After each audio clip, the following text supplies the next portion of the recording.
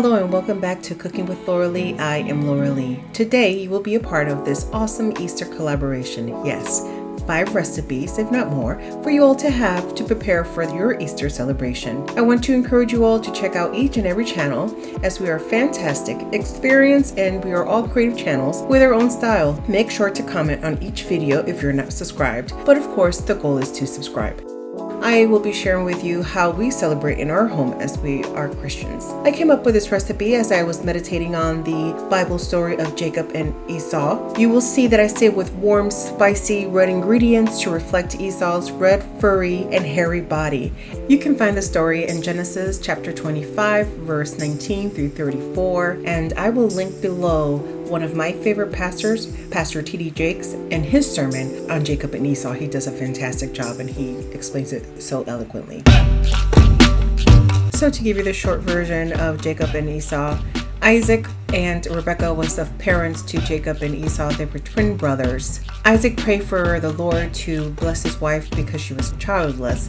Rebekah came pregnant. The Lord spoke to her. 2 nations are in your womb, and 2 people from within you will be separated. One will be stronger than the other, and the older will serve the younger. Verse 24 explains, when the time came to give birth, there were twin boys in her womb. The first came out was red, and his whole body was like a hairy garment. So they named him Esau. After this, his brother came out with his hands grasping Esau's heel. So he was named Jacob. Isaac was 60 years old when Rebekah gave birth to them. The Bible explains how the boys grew up and Esau became a skillful hunter and kind of always out in the country in the wild, while Jacob always was content to stay home in his tent. The Bible explains Isaac loved Esau because he ate of his game, while Rebekah loved Jacob. Isaac liked to eat meat, and this is why I incorporated Cornish hens into Jacob and Esau stew. Verse 29 through 34 explains how Esau sold his birthright. Verse 29, once Jacob was cooking stew, Esau came from the field and he was exhausted. 30, Esau said to Jacob, let me have some of that red stew, for I am exhausted. Therefore his name was called Edom. Verse 31, Jacob said, sell me your birthright now. 32, Esau said, I am about to die. For what use is the birthright to me? 33, Jacob said, swear to me now. So he swore to him and sold him his birthright to Jacob. 34, then Jacob gave Esau bread and lentil stew, and he ate and he drank and he rose and he went away. Thus Esau despised his birthright. So because Esau was the firstborn, he was entitled to the birthright. He would be in charge of the land, the money, and all the family stuff. But he despised it. So in the story, if you keep going on, you'll find out Rebekah helped Jacob earn the blessing from his dying blind father. Rebekah told Jacob to wear some of Esau's clothes and put fur, I believe it was sheep, on over his skin so that his father can be confused when he touches him and feels all the furry hair that Esau naturally had.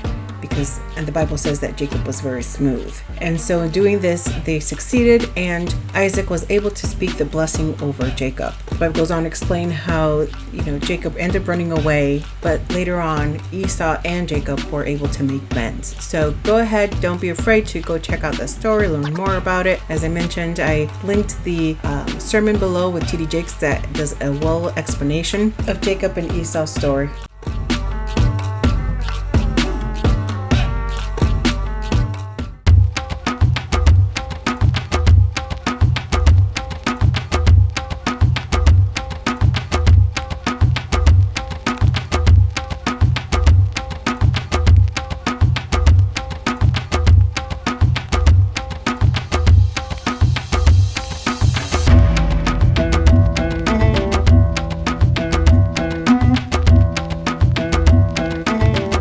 A tip, if you want, you can put dye to go ahead and make the stew a little bit more red. The red lentil soup are nice and soft, so you'll see I cooked a lot of the vegetables first for about 20 minutes, and then I added the lentils because I did not want them to be mushy, but I did want them to have great texture and flavor and be softened. Another tip is that if you want the Cornish hens to have all crispy side, then before you put them in the oven, cut them in half and place them just like you see, so that when they cook and bake, they will all cook evenly and get crispy all even.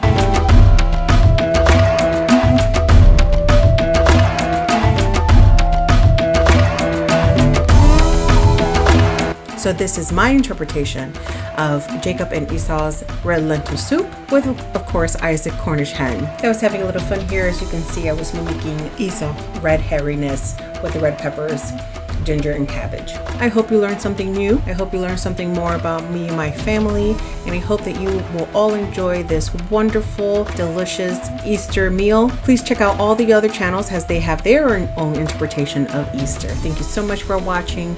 Be blessed and have a wonderful and happy Easter.